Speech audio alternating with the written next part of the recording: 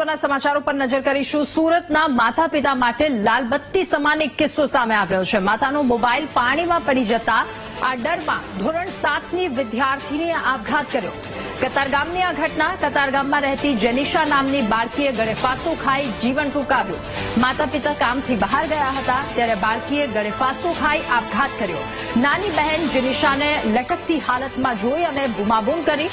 પાડોશીએ police અને માતા પિતાને જાણ કરી તેઓ ત્યાં દોડી આવ્યા હતા। પોલીસે બાળકીને લખેલી સુસાઇડ નોટ પણ મળી આવી અને આ નોટમાં માતાનો મોબાઈલ પાણીમાં પડી ગયો હોવાથી બાળકીએ આપઘાત કર્યો આ વાતનો ઉલ્લેખ પણ કર્યો છે। બાળકીના પિતા મુંબઈ મહાનગરપાલિકામાં નોકરી કરે છે અને બાળકીના માતા સુરત મહાનગરપાલિકામાં નોકરી કરે છે।